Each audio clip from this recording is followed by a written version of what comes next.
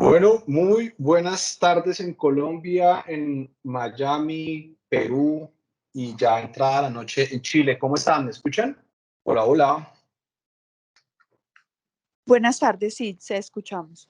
Fuerte y Hola, claro, Mariano. señores. Perfecto, Mariano. Hola, gracias. Señores, es un placer. Se escucha es un bien. gusto. Gracias a todos. Buenos días, Señores, se escucha bien. Gracias. Señores, es un gusto tenerlos una vez más convocados en este espacio. Es el cuarto espacio ya que tenemos para conversar acerca de estrategia, innovación y temas digitales. Encantado de tenerlos una vez más acá. El día de hoy, ya saben que ya se volvió costumbre, damos siempre un premio a los gerentes puntuales y hoy pues no iba a ser la excepción. Acá, por favor, las personas que lo deseen pueden escanear este código QR y van a tener acceso a una presentación de una persona que trabaja temas de ciberseguridad en la Organización de los Estados Americanos. Entonces,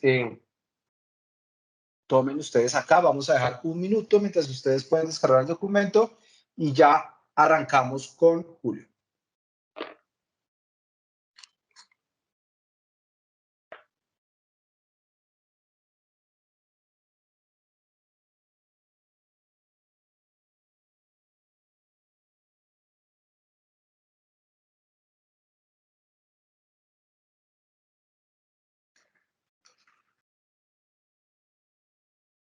Bueno, ya me imagino que ya tuvieron tiempo, si no tomen un screenshot a la imagen y arranquemos.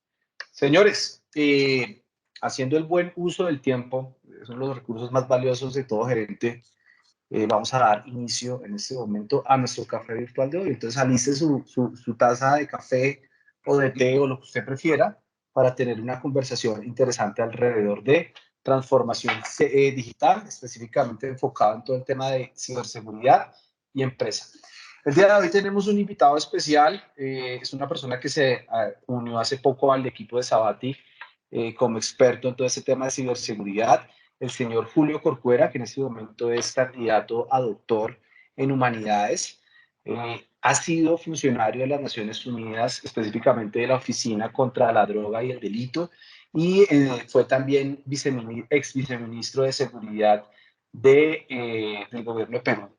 También ha coordinado el programa global de ciberdelito para Perú y Ecuador, específicamente pues, para prevenir todos estos temas asociados a delito y delito en los nuevos entornos digitales.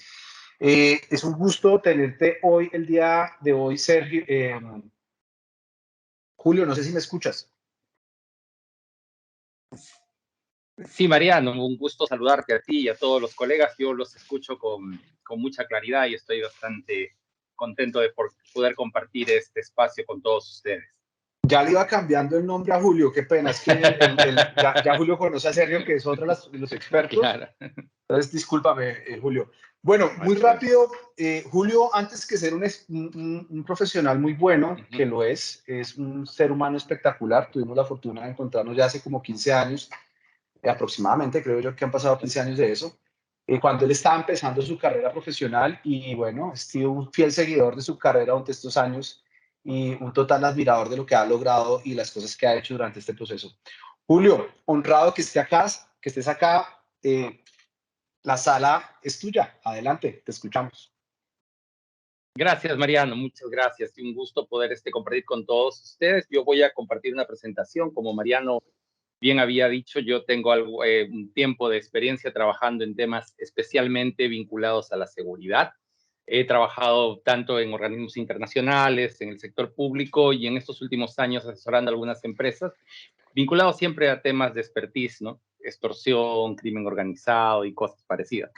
Por supuesto, mi labor era prevenir este tipo de crímenes o abordar la gestión de crisis. De ninguna manera estaba del lado de la extorsión o del crimen, sino al contrario, reduciendo estas brechas que en algunas ocasiones, como todos los que están involucrados saben, está plagada de algunos mecanismos y estrategias que con un trabajo adecuado se pueden prevenir, se pueden evitar o se puede gestionar la crisis de una mejor manera.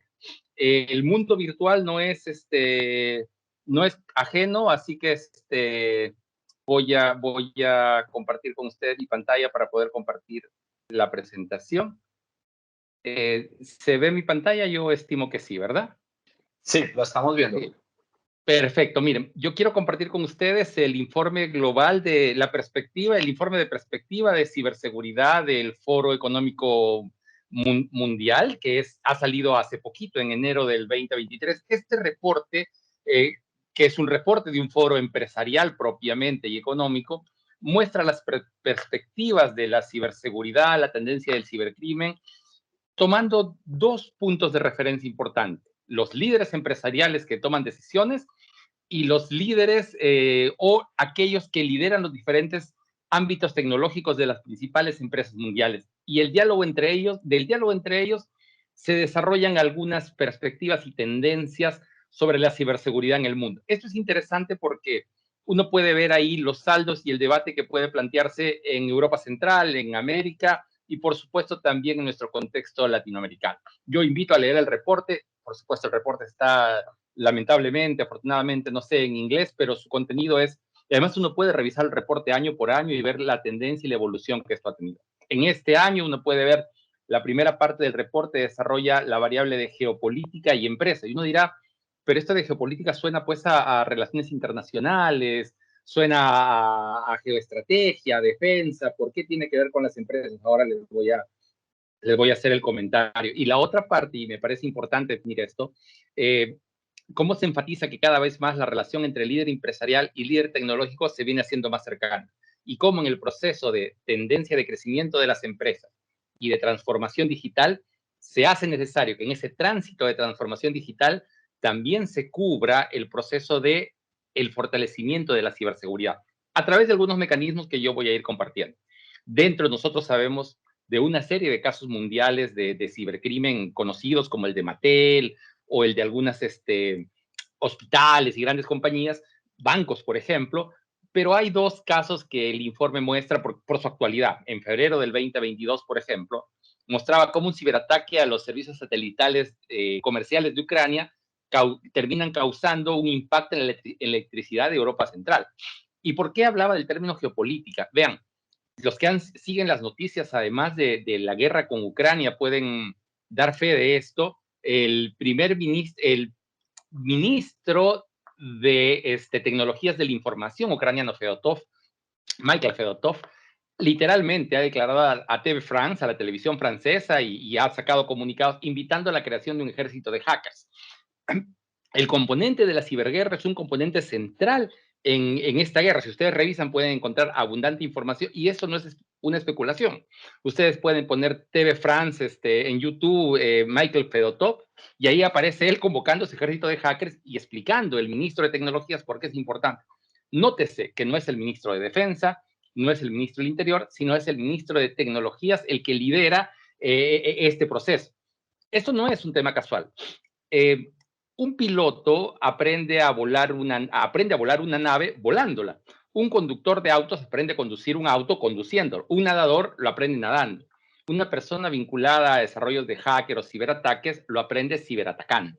Entonces, la perspectiva geopolítica de este y otros informes pasan por lo siguiente. Los cambios o el desarrollo de la ciberguerra tiene un impacto en los ciberataques de las empresas también, porque para desarrollar el músculo que le permita a estas personas atacar, tienen que entrenar en alguna parte. Este proceso de entrenamiento, en algunas ocasiones lamentables, se ha concentrado en algunas empresas importantes. Quiero que no pierdan de vista este dato, por favor, porque esto no es un dato menor. Y por esta razón el informe lo reporta. En julio del 2021, los supermercados de Suecia se vieron obligados a cerrar puertas por ciberataques que recibían a sus proveedores de servicio en Estados Unidos. El objetivo era atacar empresas norteamericanas, y atacando a estas empresas terminan afectando a los supermercados suecos. Y esa es otra variable importante que aparece en este y otros reportes. Uno puede ser víctima porque uno es directamente, tu empresa es la víctima o tus principales proveedores son las víctimas de ciberataque, y termina afectando el core de tu negocio. Es decir, tú no eres víctima del ciberataque, pero los proveedores sí, con lo cual afecta la actividad central de tu negocio. Vamos, por favor, a ver entonces aquí algunos otros detalles. Hay que tener en cuenta aquí un elemento importante. El cibercrimen no conoce fronteras. Da lo mismo que una persona esté... Yo tengo el honor de estar en Lima, sé que hay compañeros que están en el norte del Perú, sé que hay compañeros que están en Colombia, sé que hay compañeros que están en el espacio virtual en Ecuador, en Chile, y podemos estar juntos.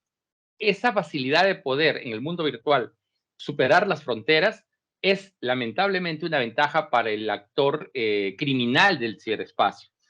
Permite hacerlo cómodamente, uno lo puede hacer en su casa y demás, y también uno puede tratar de ingresar a los sistemas o al espacio informático de una empresa con esta comodidad y esta velocidad. Y con una ventaja táctica. La persona o el ciberdelincuente no tiene que exponer su integridad para esto y puede atacar a veces masivamente con mucha facilidad y destreza. Con lo cual quiero decir que si la expertise se desarrolla de un ciberdelincuente en Colombia, en Perú, en Ecuador, en Chile, en Brasil, no resulta eso relevante porque te pueden atacar de España, de Rusia, de Ucrania o de cualquier lugar. No es que, bueno, la criminalidad en mi país está en vías de desarrollo también y no es tan sofisticada y por tanto yo estoy a salvo. Luego, el crimen también evoluciona y va aprendiendo nuevas técnicas. Entonces, pilas a esto, que este no es un tema menor. El potencial riesgo de ciberataque es en realidad un potencial riesgo generalizado y generalizante. En América Latina hay más de un reporte de empresas que han sido víctimas de ransomware y, por ejemplo, han recibido mensajes en ruso, han recibido mensajes en búlgaro. Evidentemente, quien le manda este mensaje no es un latino, ¿no? La empresa se vio afectada y quien afectó a esta empresa le mandó un mensaje en su idioma. No pensamos que se hace el sofisticado escribiendo en búlgaro, ¿no? Entonces, cuando uno habla del ciberdelito, hay dos áreas que podemos dividir. Una son los ciberdelitos propiamente. Aquí la pregunta es sencilla. ¿Ese delito existía antes del Internet? Si la respuesta es sí existió siempre, es un delito ciberdependiente, o sea, usa la estafa, por ejemplo, que ha estafado antes del Internet y antes del computador, y se usa también el medio virtual para estafar. Esta estafa digamos,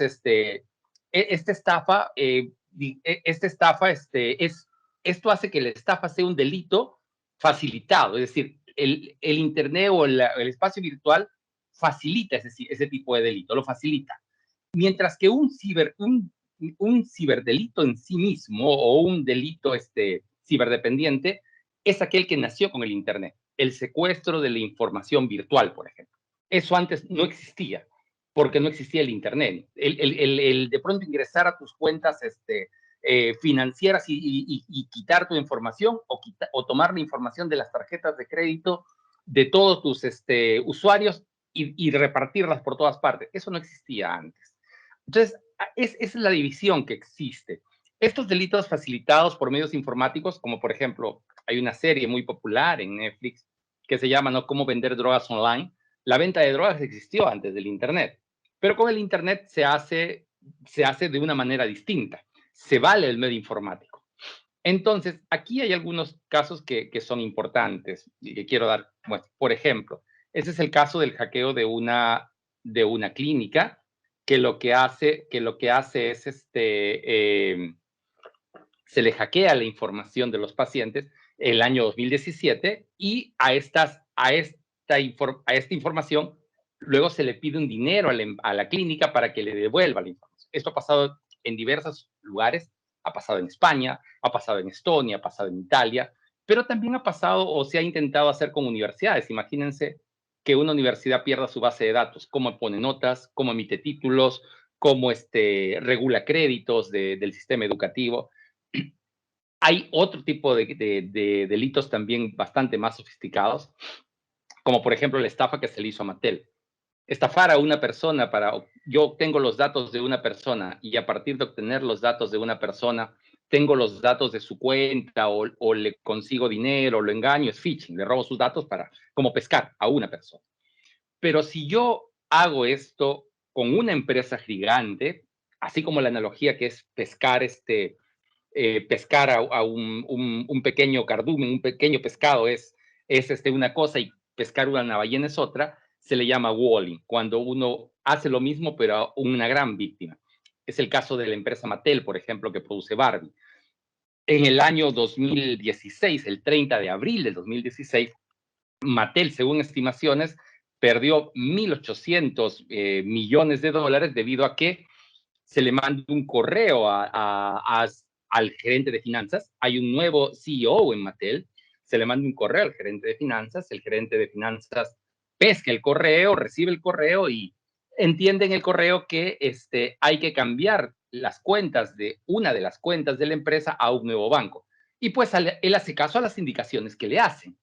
Y cuando hace esto, se da cuenta que ha sido estafado, ha sido engañado. La empresa le hace los ciberdelincuentes hicieron un trabajo de inteligencia, de análisis, crean un correo que fácilmente puede engañarlo, esta persona cae y pierde esta cantidad de dinero. El banco beneficiario fue un banco chino. Se armó todo el rollo y miren cómo en este acto son 1.800 millones de dólares online. Este es un caso muy famoso, el de Mattel. Eso se llama el fraude del CEO. Es un tipo de estrategia. Engaño, o hago un trabajo de inteligencia, me hago pasar por el CEO de una empresa y termino engañando. El gerente de finanzas no advertido termina cayendo en esto. La misma modalidad se usa para el fraude de recursos humanos. Llego a un banco, busco al gerente de recursos humanos virtualmente, logro engañarlo y hacer que las cuentas financieras las pase a los montos a otro banco. Pero hay también la posibilidad de ataque a algunos proveedores y demás. Hay un caso, por ejemplo, muy curioso, que es que vive en Home Depot y Target, las empresas norteamericanas. Ambas, Home Depot y Target, en el año 2011, por ejemplo, Target, miren, ya ha pasado una buena cantidad, el Depot pasó en el 2014, se ingresa a su base de datos, logran secuestrar esta información y compartieron la información de 40 millones de tarjetas de créditos que habían sido usadas para hacer compras en Target. En Home Depot, que es una empresa de bricolaje, se compartieron 65 millones de datos. PlayStation, hace unos tiempos, yo fui a comprarle un juego a un familiar mío, un regalo, y me sugería que yo ponga los datos en el PlayStation y lo hago online. Yo no lo hago porque eso tiene riesgos, ¿no? Prefiero comprarle físico, aunque parezca un poco antiguo esto. Sobre todo porque el PlayStation no lo manejo yo, no tengo yo el cuidado de eso, sino que es un regalo. Y cuando hago esto, le digo al señor que vende esto que yo no lo hacía online por estos riesgos de Internet, y el señor me juraba y rejuraba que Play es seguro, que no pasa nada. Yo le trataba de explicar, luego caí en la cuenta que él me está vendiendo y él no va a entrar en razón y no le puedo explicar, yo trabajo en eso. Pero en concreto lo decía por esto. PlayStation recibió el mismo ataque y a PlayStation le robaron 77 millones de números de tarjeta y sus respectivos códigos y fueron divulgados también en la Big Web. Con lo cual, como ustedes pueden ver, el ataque a estas empresas no diferencia. Miren, esta es con WannaCry se dio este caso gracioso. Hay un ransomware attack, secuestran la información y y el ciberdelincuente le dice, se le escribe, le dice, mira, yo no puedo pagarte, no tengo el dinero. Y el ciberdelincuente le manda un pantallazo y le dice, mira, en estas cuentas, porque tenía la información, tienes el dinero que necesitas para pagarme el rescate. Ven lo irónico y hasta lo gracioso del asunto, ¿no? Yo no tengo dinero para pagarte y el delincuente te manda la información bancaria y le dice, aquí está, en esta cuenta, el monto que tú tienes para pagar. Ahora, uno pensará, esto pasa solo a empresas grandes y demás, y pues no, esto no es así, ni es una cosa solo de empresas grandes, para nada. Voy a poner casos bien concretos. Un colegio, una cadena de colegios exitosa en la región. Esta cadena de colegios tiene un sistema virtual para educarse y que creen en la plataforma que el colegio plantea para educar. En esta plataforma captan a dos niños, un grupo de pedófilos, y a uno lo involucran en imágenes de abuso sexual y a la otra criatura la agreden sexualmente. ¿Ustedes se imaginan el impacto que tuvo para esa cadena de colegios cuando esto salió a la luz? Y esto pudo evitarse tranquilamente. Otro ejemplo, un equipo deportivo de alta competencia. Nombre, me abstengo del nombre de la persona y demás, pues son personas famosas y demás. El entrenador de este equipo de fútbol, equipo de alta competencia, veía que el futbolista no rendía en la cancha, estaba perturbado, la prensa decía que no está entrenando como siempre, y ¿qué era lo que pasaba? Este deportista, futbolista, en redes sociales conoce una chica muy guapa, muy atractiva, la chica le manda fotos sugestivas, él se emociona y la chica le dice, pues, mándame ahora tú también. Y él manda fotos con poca ropa primero, desnudo. Pasa una semana y un anónimo le manda un mensaje diciéndole, tengo estas fotos desnudos tuyos y estos videos bailando, me tienes que empezar a pagar $500 semanales, si no yo voy a publicar estas fotos y estas imágenes. Cada vez que recibía estos mensajes, él se perturbaba, él entraba en crisis, su rendimiento deportivo se perjudicaba. Después de estos hechos, yo estoy involucrado en este trabajo, empezamos a trabajar con el grupo deportivo para enseñarle a sus jóvenes deportistas cómo no caer en esto, o trabajar con un colegio para enseñarle a profesores y a todo el circuito de la institución cómo evitar este tipo de riesgos y cómo abordarlos. ¿Por qué? Porque daba el caso que a veces, tanto en el deporte como en el sistema educativo, los alumnos y los jóvenes conocen más de tecnología que los profesores o quienes están alrededor de esto. Hay varios casos de los que tenemos que estar al cuenta de esto, por ejemplo, el caso de los ciberactivistas. Por una u otra razón, nuestra empresa es blanco de un grupo de ciberactivistas que no atacan buscando perjudicar nuestras utilidades, sino perjudicar nuestra imagen, por X razones, y tiene que ver esto con lo que había dicho al inicio. Como hay variables geopolíticas y hay un entrenamiento de hackers en ciberataques, cualquier empresa está expuesta a esto, porque se aprende a hackear, a romper, digamos, las barreras de una empresa entrenándose. Y acá hay un sistema que se conoce como escala. Los que son ingenieros me entienden perfectamente. Los semáforos funcionan en escala. No hay una persona detrás presionando verde, rojo, está programado y segundo a segundo sale. Los metros funcionan en escala. Los metros, el Transmilenio colombiano, el metropolitano peruano, el sistema de tren. En algunos casos han existido casos se han reportado más de un caso, de rivalidad política, sobre todo transnacional, de empresas que han querido que un alcalde o una autoridad se vea desprestigiada y se ha atacado el sistema SCADA. ¿Por cómo se ataca el sistema SCADA? Imagínense que se vuelven locos los semáforos y todos se ponen en verde al mismo tiempo, todos se ponen en rojo al mismo tiempo. ¿Qué sería Bogotá? ¿Qué sería Lima? ¿Qué sería Quito o Santiago? Si los semáforos se vuelven locos, serían caos, ¿no es cierto? ¿Qué sería si el metro da mensajes cerrados? Generaría caos. Entonces, se ha usado políticamente el ataque a escadas para desprestigiar a la autoridad de turno que está ahí. La empresa que administraba los ferrocarriles, la que administraba los sistemas de transporte metropolitano, los semáforos y demás, se ve afectada. No porque la empresa en sí misma sea atacada por su dinero, por robarle dinero, sino el objetivo es político. Por eso la parte del informe mostraba cómo las diferentes componentes políticos del contexto regional terminan haciendo necesario que al más alto nivel las empresas y los empresarios tomen medidas y eleven las medidas de protección en términos de ciberseguridad. Aquí la otra variable pasa por, ¿qué podemos hacer entonces en este breve espacio? Lo que podemos hacer, entre otras cosas, por ejemplo, es, primero, mejorar la comunicación entre líder empresarial y líder en ciberseguridad. Es decir, suele muchas veces algunas empresas delegar, esto lo ve el ingeniero y que lo vea solo el ingeniero. Y eso genera un trasvase en el siguiente sentido. Muchas veces los CEO no llegan a comprender cuál es el detalle de lo que está haciendo el experto en ciberseguridad o el experto en el CISO o el IT de su oficina. Y esto hace que haya lecturas cerradas y además la paradoja de la seguridad. No hay ningún incidente, no ha habido ningún ciberataque exitoso, no se ha destruido y por tanto bajamos la seguridad. Precisamente no ha habido, a veces no ha existido porque se ha hecho un buen trabajo. Sí me dejo entender, es decir, si uno quita o reduce o no comprende, termina más bien abriendo el flanco para que esto ocurra. Entonces, un primer elemento es que entre el tomador, las tomadoras de decisiones y las personas encargadas de la ciberseguridad, de la tecnología, de la información, de la informática de la oficina, existe un mayor acercamiento y un compromiso de ambas partes. Tanto la apertura empresarial a ver esto como una amenaza, a tomar las precauciones del caso y del otro lado a hacer más digerible el lenguaje, la información, para que precisamente quienes no vienen de esta área puedan comprenderlo. En esto enfatiza el reporte del Foro Económico Mundial y muchos otros de la necesidad de cruzar información y acercar esta medida, protege a la empresa y ayuda a cerrar brechas. Lo otro es revisar el diseño organizacional, y que no se vea el área de informática, CISO o el encargado del líder en ciberseguridad como alguien que está allá, como el ingeniero que lo va a resolver a lo lejos.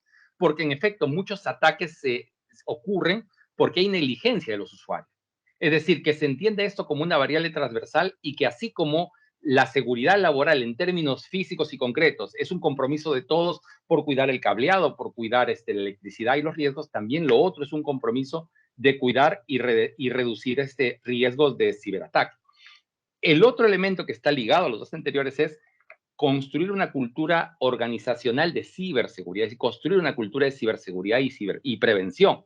El caso de los colegios, el caso de las escuelas, de los equipos de fútbol, el caso de cualquier materia vinculada al deporte o de cualquier empresa. Uno de los ciberataques o de los sistemas de ciberataque a escala más grande es el de Stuxnet, ¿no? El que desarrolla Estados Unidos contra el gobierno de Irán. El ataque se descubrió después, se hace a través de un USB, se logra que uno de quienes trabajaban en esta empresa de uranio inserte el USB inadecuado en los sistemas. Si ese USB no se insertaba, probablemente ese ataque no se hubiera llevado a cabo. Entonces, es necesario, a veces cuando uno toma estas medidas, si las otras personas no son conscientes de la información, lo que terminan es pensando que uno es paranoico, cuando en realidad es un tema de cruce de información, o piensan que la medida es innecesaria. Por eso es importante desarrollar esta cibercultura. Cerrar brechas tecnológicas precisamente también, es decir, estar al día con la tecnología, hacer la inversión del caso y seguir la recomendación de aquellos que conocen este asunto. Además de esto, resulta importante, por supuesto,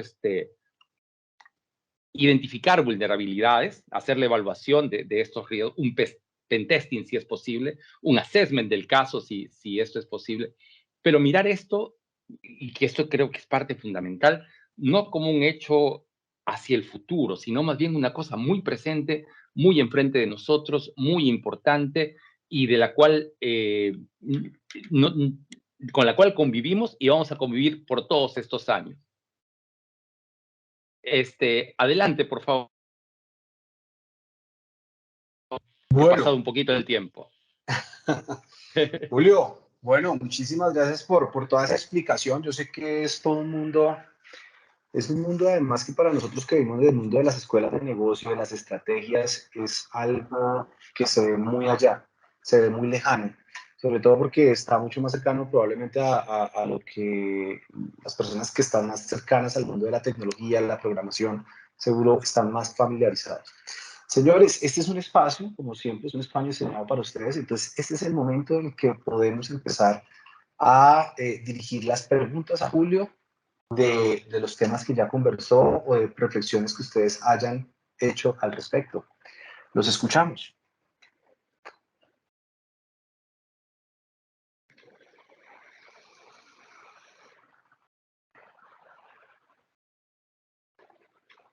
Están como tímidos. La vez pasada fue exactamente igual.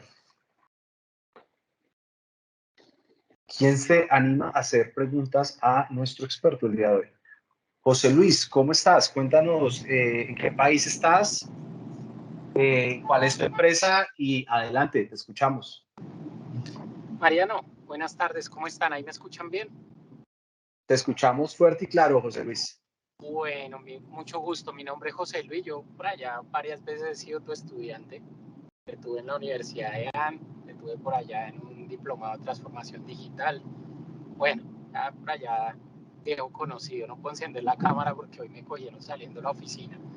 Pero muy atento escuchando a Julio y un tema muy importante. Hoy, soy gerente de tecnología en una compañía llamada Cotel. Estoy en Colombia, estoy ubicado en la ciudad de Cali.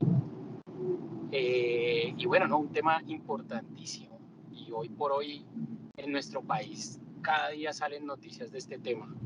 El hospital, la clínica, el colegio, la universidad.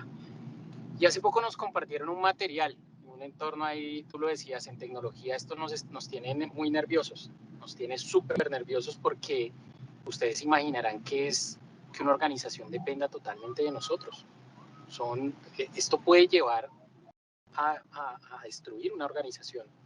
Yo tengo una pregunta, hace poco vi un video que está compartiendo Microsoft y pone en duda algo importante, y es cuando estamos en ese momento de ataque, ¿en qué deberíamos enfocarnos? ¿En la causa raíz o en devolver la organización a su operación? Porque estás en un momento de crisis.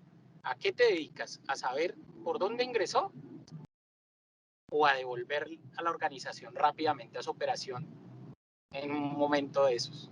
Esa es mi pregunta, gracias. Gracias, José.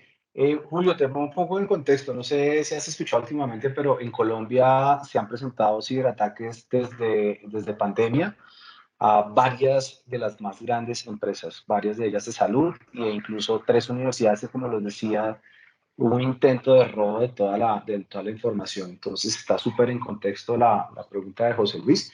Y encantado de ver en esos espacios a gente que ha pasado por procesos de formación de alta gerencia y de maestría. José, bienvenido todas las veces que te quieras contactar. Adelante, Julio. Sí, es una muy buena pregunta y en verdad este es un tema que es recurrente en diferentes discusiones. Yo voy a contestarle, José Luis, en dos variables, ¿sí? Porque aquí depende de la magnitud de la empresa y el impacto que tiene. ¿Por qué lo digo?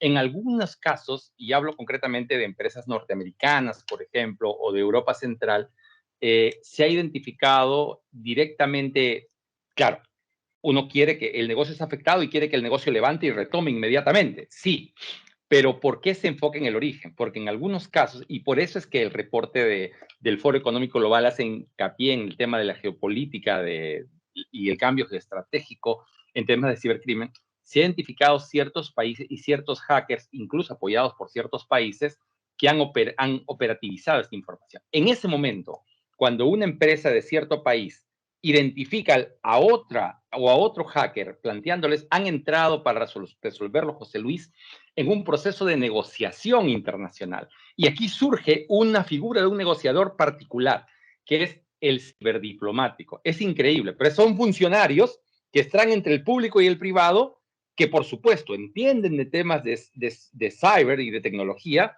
pero al mismo tiempo entran en negociación especializada, y por eso es ciberdiplomacia, cyber diplomacy, entra en negociación con el hacker.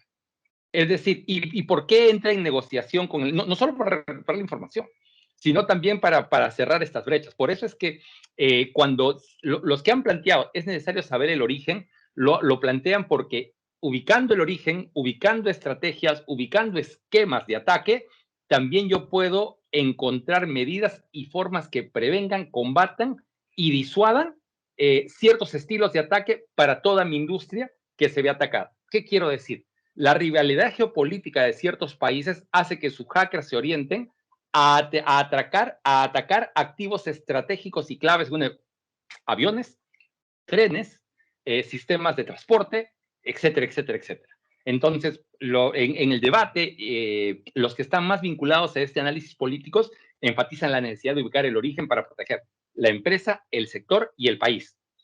Los que son prácticos dicen, oye, a mí me interesa que mi empresa funcione, se identifican, vamos a levantar el negocio. Todos estamos de acuerdo en que tenemos que levantar el negocio y que el negocio siga corriendo. Pero el análisis geopolítico del cibercrimen pasa porque en algunas ocasiones, no pocas, es esta visión estratégica la que ha terminado primando por la recurrencia de, por ejemplo, no es un hospital, son 2 hospitales, son 3 hospitales, se atacó un país a sus trenes, se atacó su sistema de transporte, se atacó los semáforos, eso ya no es casualidad. Y resulta que los 3 o 4 ataques están orientados desde un punto determinado en el planeta. Eso ya no es casualidad, sino que es un ataque escalado. Y uno dirá, oye, pero si mi país es pacífico, no se mete con nadie. Tiene que ver con lo que expliqué al inicio y que ustedes pueden encontrar en el reporte. A manejar un avión se aprende piloteando un avión. A ciberatacar se aprende ciberatacando. Entonces, por eso José Luis, es que existe ese debate entre los que dicen, para proteger a tu país, para proteger a tu Estado, para ver un tema de seguridad de Estado, tenemos que mirar al origen, y frente al que tiene una mirada más práctica, tenemos que mirar inmediatamente, levantar el negocio para que siga caminando. José Luis, espero haberte respondido, pero en ese contexto se plantea ese debate. Gracias, Julio. Gracias por tu respuesta. Bueno, tenemos por acá a alguien conectado, al señor Joao Aguirre, que entre otras cosas es PhD en Vigilancia Tecnológica. Veo que está levantando la mano y que además está conectado desde Sydney, Australia. Qué bueno verlo por acá, señor Joao. ¿Cómo está? Hola, muy buenos días por acá, buenas tardes por allá. Bueno, muchísimas gracias Mariano por generar estos espacios para dialogar un poco y compartir acerca de estos temas tan interesantes. Tengo un par de preguntas que me gustaría compartir con Julio. Yo tengo una empresa, mi proyecto es un proyecto 100% digital. En sus inicios sufrí diferentes temas de ataques que venían en létricas raras, asumo que eran rusas. Después tuve algunos ataques indios y, y el principio es un colapso. Cuando le roban a uno todo su proyecto, toda su página, toda la iniciativa, y yo decía, pero mi proyecto lleva un mes de haber salido al mercado, no tengo suficientes clientes. ¿Por qué razón me quieren atacar? ¿Por qué razón me quieren robar lo poquito que estoy creciendo? Déjenme crecer y cuando tenga algo más robusto, pues vengan, ahorita que van a llegar van a encontrar centavos. Entonces, eso me pasó, recién empecé el proyecto. Eh, Posteriormente, 2 años después, también tuve una serie de ataques bastante fuertes. Eran principalmente desde India y es porque el foco de mi negocio es la preparación de un examen de inglés y en donde más se necesita esto es personas de India. Entonces he recibido una serie de ataques. Esto te lo cuento con la expectativa de colocarte un poquito en contexto y te comparto desde mi posición como emprendedor digital. Una persona que está haciendo sus inicios, no es una multinacional que tenga el, el gerente de seguridad, que tenga los ingenieros. Es una empresa pequeña, es una empresa que uno está construyendo. Yo creo que muchos de los que estamos acá, pues no todos pertenecemos a entidades grandes. Entonces, la pregunta bien asociada son dos preguntas. Cuando uno recibe esa serie de ataques, uno no está esperando, no conoce, ¿sabes de algún servicio, alguna empresa, alguna entidad que le pueda a uno ayudar en esos momentos de crisis? Porque uno no sabe qué hacer. Eso es un desespero. Yo creo que aquí muchos de los que son gerentes y tienen que direccionar, entra uno en un ambiente como tan inhóspito, algo que uno no sabe y uno lo que hace es llamar al amigo ingeniero de sistema cercano, pero no es la persona más idónea. Entonces, tú que estás más metido en este mundo, no sé si conozcas alguna empresa, alguna entidad, algo que uno lo tenga ahí como el comodín que uno diga, esta empresa me puede tirar el salvavidas en estos casos de extremo total. Esa es la primera pregunta. La segunda pregunta viene más asociada a la falta de capital humano especializado en estas áreas. Esto es una necesidad inminente. Desde aquí, desde Australia, te cuento que hay una necesidad de ingenieros en temas de software y en temas de ciberseguridad, pues muy, muy escasa. No hay. La gente está contratando por otros lados, pero eso se convierte en un mercado demasiado complejo para uno poder vincular a su plantilla a una persona de estas. Entonces, la otra alternativa que yo pienso es, pues formémoslos. ¿Sabes de algunos programas de capacitación, entrenamientos, cursos, no sé, toda la información que de pronto tengas de tu experiencia que nos puedas compartir para que nosotros podamos decir, venga, vamos a formar a esta persona, vamos a formar a este ingeniero, vamos a empezar a capacitarnos, porque pues si bien sabemos que adquirir ese personal capacitado es bastante costoso. Entonces, esas son mis dos preguntas y te agradezco muchísimo, muy interesante tu charla y me sentí identificado, a pesar de ser un pequeño empresario digital, pero sufro lo que sufren las grandes también. Muchísimas gracias, Julio. Joao, muchas gracias, encantado de tu participación, porque además me permite explicar bien lo que tú decías. O sea, mi empresa, como bien decías, no es una súper transnacional, no facturo, no soy Mattel, no soy Walmart. ¿Por qué me atacan? No soy pues Ford. Y tiene que ver, Joao, con lo que dos cosas has empatizado tú, y te agradezco mucho por el ejemplo. Primero, que encontrabas letras en ruso, y segundo, te atacaban de la India. Eso muestra lo que decía al inicio. Esto es absolutamente transnacional. Absolutamente transnacional. Yo he encontrado en Perú, en Ecuador y en México, que es donde yo he revisado esto por el trabajo directamente, redes de pedófilos de Holanda, de España, de Canadá, que han ingresado a atacar a los países que acabo de mencionar, por ejemplo, ¿no? Entonces, primero, y segundo, ¿por qué me atacan a mí que soy pequeño? Y tiene que ver con lo que yo decía, muchos de espacios donde se entrenan estos aspirantes a ciberdelincuentes buscan dónde entrenarse. Así como alguien quiere aprender a tiro y busca disparar en algún lugar donde no haya nadie para poder practicar, da la casualidad que se encuentra contigo y te ataca. Es bien curioso el caso de Estonia, por ejemplo. Estonia es un país número 1 en ciberseguridad en el planeta, y Estonia fue de los países más ciberatacados. Como tenía un pacto, digamos, políticamente era un país neutro, no estaba aliado a ningún bloque. Como era neutro, y si lo atacabas nadie lo defendía, pues muchos cibercriminales se concentraron en atacar Estonia. El resultado de tanto ataque a Estonia es líder en ciberseguridad en el planeta. Pero es un poco esa la lógica. Es decir, si tú tienes rivalidad con otro, o tu país tiene rivalidad con otro, el enemigo te va a atacar. Si no tiene alianza o no tiene rivalidad, también hay riesgo de que te ataque. Y el ataque no tiene nada que ver con la dimensión de tu empresa. Uno es consciente de que es víctima de eso, uno es consciente una vez que pasó y dice, caray, esto sí era posible. Un poco, Joao, de la dificultad en este tema es que cuando uno lo explica, hay personas que lo ven irreal, lo piensan como una escena de Black Mirror o algo parecido, como una cosa del futuro, cuando es más presente. Hay bancos en la región, el banco en el que han sido ciberatacados, sino que el banco no lo denuncia porque se arregla con el seguro. Pero el banco es atacado, y eso es en todos los países, ¿eh? Y bancos serios, no hablo de bancos poco diligentes. Primero, para responder a tus preguntas, al interno podemos hablar con Mariano. Yo mismo trabajo con algunas empresas que podemos ver, yo de ver si necesitas ayuda, con quién, cómo, sí, de algunas cosas para ver esos cuidados.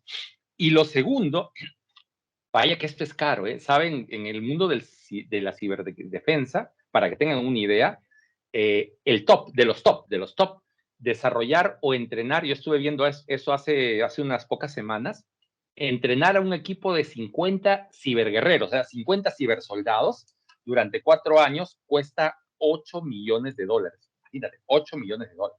Entonces, imagínate cuando plantea la cifra, se le hace impagable para 50 personas, $8 millones.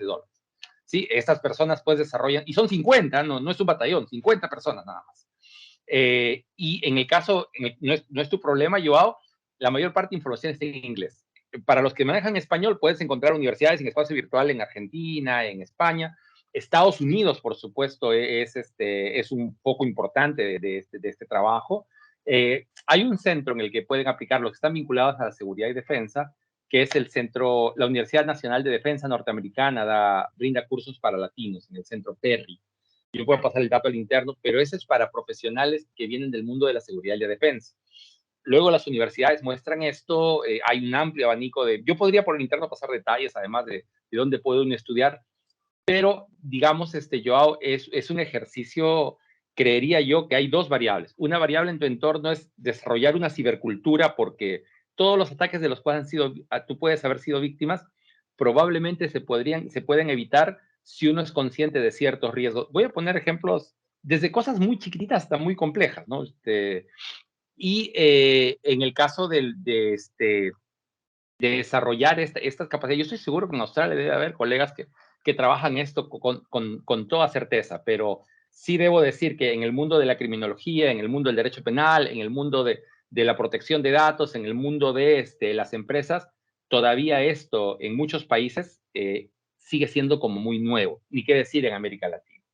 Yo espero haberte respondido, pero pues al interno yo te paso los datos de la empresa y lo que tú requieres. Sí, muchísimas gracias, Julio. Igual pues esta información me parece pertinente que te la compartas a Mariano, y él posteriormente y muy amablemente, que sé que lo va a hacer, nos lo puede compartir a todo el resto del equipo, porque yo creo que todos estamos igual de interesados, porque uno no sabe cuándo necesita al médico de cabecera para este tipo de exámenes, y es mejor uno saber de las personas que saben del tema, que le den a uno la guía por donde uno puede empezar a capacitar a su personal. Muchísimas gracias, y Mariano, esperamos que nos compartas posteriormente esta información. Cuenta con eso, Joao, claro que sí, con el mayor de los gustos. Bueno, tenemos campo para una pregunta más. Ahí hay alguien conectado como oficina de sistemas. Entonces, tu oficina de sistemas, cuéntanos qué necesitas. Hola Mariano, ¿cómo estás? Soy Alexander Guzmán, fui alumno tuyo en transformación digital, diplomado. Bueno, quería aportar algo de la experiencia. Soy IT Manager de una institución académica acá en la costa, en Colombia. Nosotros tenemos un plan diseñado de contingencia, pero a la vez compartirle también a los compañeros que aparte de esto, nosotros estamos acompañados también de un grupo jurídico, ¿verdad? Que a veces es complicado encontrar los abogados que sean especialistas en el delito informático. Como también tenemos un contacto con la parte de la Policía Nacional, que tiene un área especializada en esto y digamos que se ha entrado en charlas precisamente para prever situaciones y saber dónde recurrir o buscar esa ayuda que planteaba el compañero anterior. Entonces, dentro de la empresa siempre hemos tratado de hacer una capacitación de concienciación a los empleados, porque como tú muy bien lo dijiste, o sea, eres el eslabón más delgado y más frágil que hay dentro de la empresa. Por más seguridad que tú tengas, se va a violentar la seguridad por algún lado. El caso famoso también, el de Snowden, NSA, ¿qué seguridad no puede tener la NSA? Y se le filtró información, ¿verdad? Una fuga de información bastante sensible e importante a nivel mundial.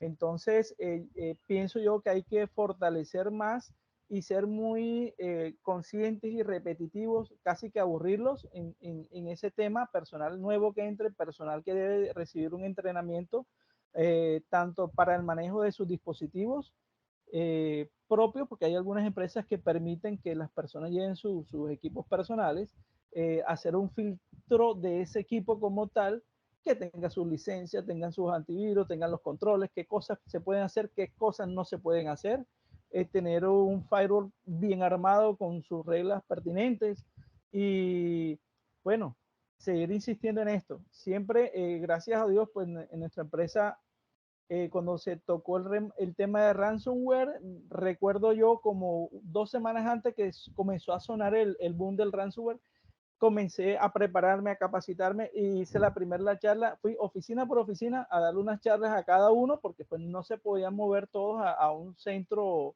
principal y afortunadamente días posteriores me comenzaron a llamar, mira Alexander, se nos presentó este correo y comenzó ransomware, nos apoyamos con la empresa que nos supreme, nos da el antivirus y comenzamos a analizar los casos, por dónde venía, hicimos laboratorios y gracias a Dios la gente como que cogió conciencia de todos esos casos que se nos presentaron y pues afortunadamente no logró infectarnos y por eso, por la prevención que hicimos a los usuarios.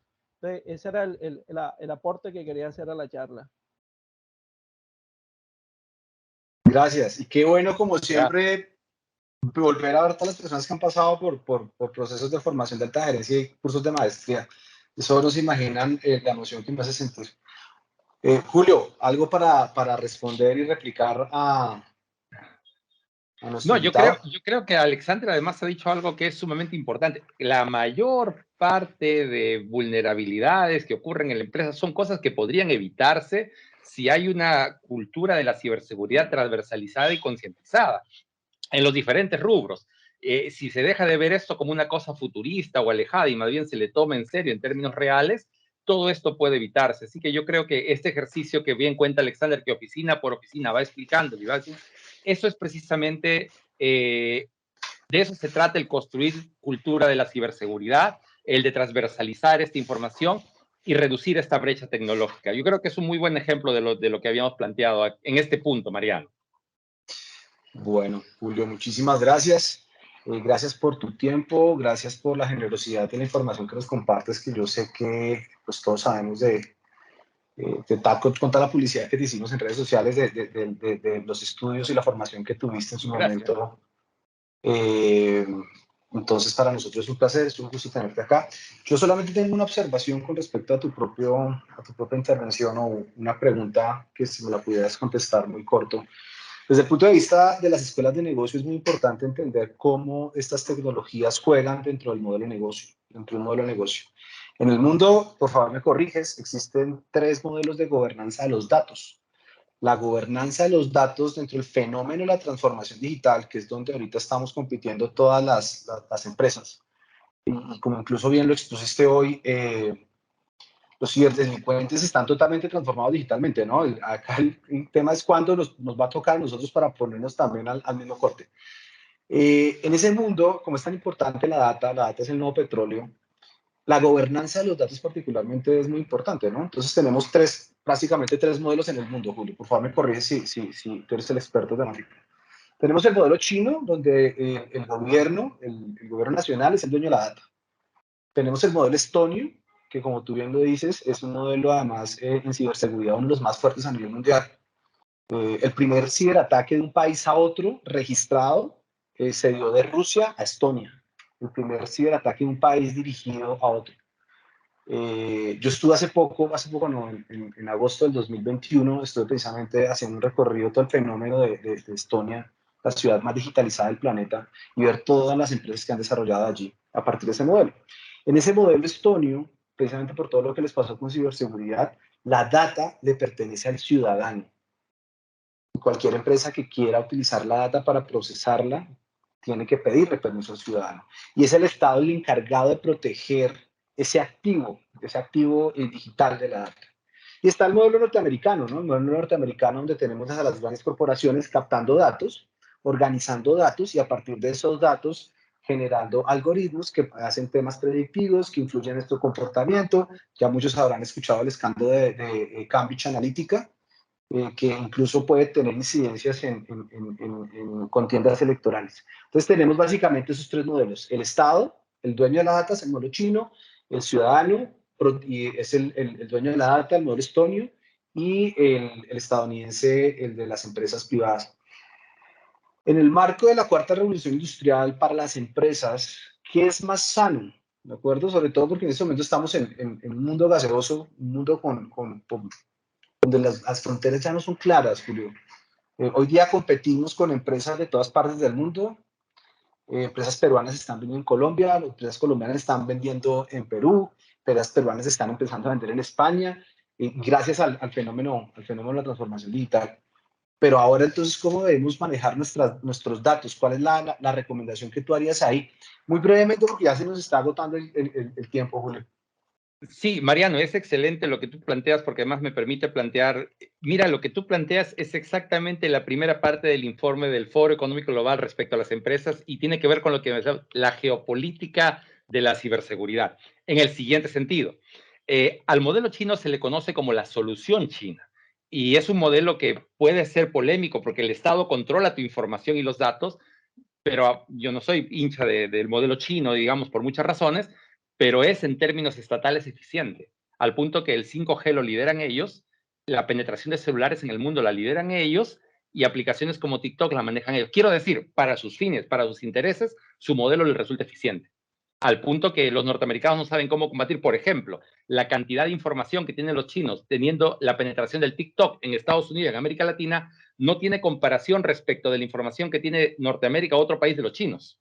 Porque www significa World Wide Web, pero no existe World Wide Web. China tiene su propio Internet. O sea, la Internet no es un elemento global, tiene su propio Internet. Entonces, en términos chinos, es un modelo eficiente la solución china, pero en términos globales no lo es, porque yo les recomiendo mirar en Netflix un documental que se llama Dilema Social. Es un muy buen documental y hay una variable que de aquí tiene que ver, Mariano, y es clave en otro rubro de negocios, si alguno está asociado, que tiene que ver con la adicción a las redes sociales. Así como hay adicción a las drogas, al alcohol, hay todo un rubro de manejo y de trabajo neurocientífico que es una nueva variable de trabajo y adicción. Yo acabo de estar en Estados Unidos el año pasado trabajando esto y hay personas literalmente adictas a este asunto, que tienen que recibir tratamiento porque no, los que son padres saben lo que significa que un niño tiene que, o un adolescente pegado en este tipo de cosas y lo que le cuesta socializar. Respecto al modelo estonio, es un modelo, en mi opinión, ideal, pero cuesta demasiado. O sea, es un modelo, Estonia con esto o con ese modelo, no haces, es un modelo que esto no está hecho para competir en el mundo, no está hecho para hacer potencia. No sé si me dejo entender. El modelo norteamericano pasa por potenciar a las empresas y salir adelante, pero aún en esa lógica de darle la posibilidad y la probabilidad a la empresa, en términos globales, vienen en una pelea en la que van perdiendo frente a la solución china. Y han entrado en polémica de lo que ustedes saben. Dicen, por ejemplo, los que critican este modelo, que una de las razones por las que ahora somos más polarizados es porque si tú eres de izquierda, las redes sociales te dan tanta información de izquierda que te polarizan, y si eres de derecha te dan tanto de derecha que te polarizan, y hace que en el mundo entero, con el tiempo del internet y las redes sociales y las aplicaciones, vivimos tiempos de mayor polarización. Hay quienes dicen que esto no es casualidad, sino que en ánimo de pegarte a las redes para poder vender se ha generado esto. Entonces, todos tienen pros y contras, pero la pelea central en el mundo pasan por el modelo chino y el modelo norteamericano, al punto que en este momento hay un tratado de ciberseguridad y ciberespacio que Naciones Unidas está discutiendo, y tiene como principales actores del debate a Rusia, a China y Estados Unidos. Y no se aprueba, porque el debate está desde el 2019, porque están buscando quién se acuerda y qué reglas van a regir las dinámicas del Internet en el futuro. Va a estar bueno ver qué pasa después de la Ucrania, ¿no? Claro, claro que sí. Sí. Bueno, Julio. Julio, agradecido, hombre, me encanta verte. Para los que no saben, Julio se acaba de integrar al equipo de Sabati, es uno de nuestros nuevos consultores expertos que estará asesorando empresas en Latinoamérica precisamente en temas asociados con ciberseguridad, que para muchos puede ser algo complejo, pero bueno, ya tenemos a personas como Julio para que nos ayuden en esto. Julio, agradecemos mucho tu tiempo. Voy a pasar ya a hacer el cierre del espacio. Bueno, y espero verte pronto. Pronto espero volver a Perú. Claro que sí, Mariano. Bueno, gran abrazo para todos. A ti, Julio, un abrazo. Bueno, señores, como siempre, para nosotros el buen manejo del tiempo es primordial. Entonces, en este momento, sencillamente me gustaría, dame un segundo rápidamente, voy a volver a compartir acá. Listo, en este momento ya va a estar compartiendo. Por favor, alguien dígame si por ahí están viendo mi presentación. ¿Sí? ¿Hay vida al otro lado de la pantalla? Sí se ve. Perfecto. Sí, Mariano. Listo. Señores, acá una vez más, gracias por venir, gracias por conectarse. Sabemos que el tema de ciberseguridad es un tema algo nuevo para muchos. Sencillamente volverles a hacer la invitación de que se acerquen a Sabati Innovation School. Es una nueva empresa fundada en Polonia que tiene operación en toda Latinoamérica y que nace con una misión sencilla: conectar la alta gerencia hispanohablante con lo último de la innovación y la tecnología empresarial. Entendemos que muchos de ustedes están conectados acá seguramente por curiosidad, pero entendemos que muchos de ustedes en este momento que les dicen que tienen la responsabilidad de hacer innovación en sus empresas, que tienen la responsabilidad de hacer la transición hacia lo digital, que tienen tantas responsabilidades en su quehacer, posiblemente se sientan así como este personaje de la foto. También entendemos que ustedes como directivos en las empresas tienen ciertas ilusiones, como dejar un impacto positivo en las organizaciones para las que trabajan. Muchos de ustedes tienen a cargo planes de formación, pero no saben exactamente dónde dirigir y con quién asesorarse para eso. Y hay algo que también les hace ilusión, y es cooperar con el mejor talento humano, pero no solamente local en los países que cada uno de ustedes están, sino con todo el mundo. ¿Qué preocupaciones seguramente o qué dificultades tienen para personas como ustedes que están interesados en temas de ciberseguridad, pero que usted no es un desarrollador, o que usted es un desarrollador gerente de un área IT, pero no tiene formación en alta gerencia? Son varias, solamente voy a mencionar algunas. Infoxicación, tenemos un poco de gente que está hablando todo el tiempo de cómo hacer transformación digital, cómo hacer innovación, vendiéndonos 1001 herramientas, y realmente ya es muy difícil poder notar e identificar dónde está realmente la información de frontera de conocimiento, la valiosa. La información más de vanguardia, la de las mejores universidades, las mejores escuelas de negocio, está en inglés. Ya Julio lo dijo en su propia conferencia. Y eso genera una barrera, sobre todo porque nuestros equipos directivos, especialmente en Latinoamérica, todavía hay una brecha en la parte del inglés importante. Para esas personas también para ustedes es importante saber contratar y quién los va a acompañar en ese proceso de formación e innovación, y porque es una responsabilidad, ¿no? Si ustedes llevan una empresa que los acompañe mal allí, pues es su propia reputación la que se pone en riesgo dentro de la organización. Y está el concepto de que los expertos internacionales son muy costosos, y pues para eso nace Sabati específicamente.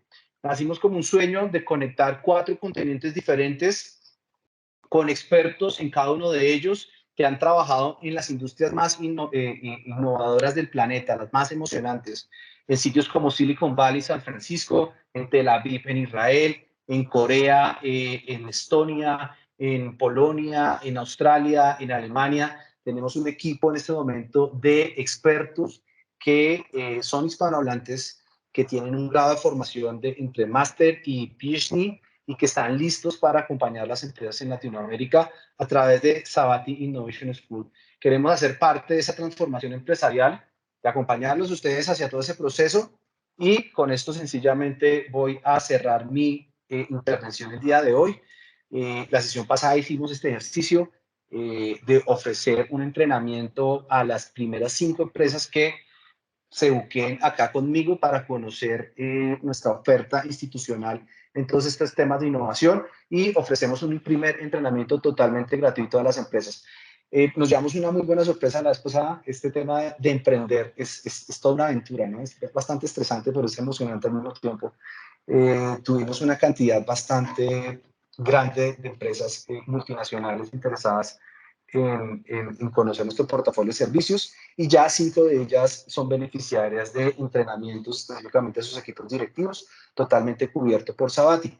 Entonces, las personas que estén dentro de un entorno organizacional, que tengan responsabilidades de gerencia y dirección de equipos, pueden escanear este código, y con el mayor de los gustos, yo mismo me reúno con ustedes para revisar una propuesta, un entrenamiento totalmente gratuito con alguno de nuestros expertos, dependiendo de la necesidad que tenga su empresa. Señores, espero que hayan disfrutado tanto como yo este espacio. Por favor, déjenme saber si estuvimos a la altura de sus expectativas, con algún tipo de reacción ahí, por lo menos para poderlo notar. Y bueno, y si los esperamos en la próxima sesión, que tenemos uno de los grandes, de las grandes empresas haciendo innovación en Latinoamérica, invitado para el próximo café virtual. Señores, fue un gusto y espero volverlos a ver pronto. Mariano, gracias. A ustedes, señores. Muchas gracias. A ustedes. Mariano, gracias. Muchas gracias, Mariano. A ustedes, señores. Qué bueno verlos por acá conectados.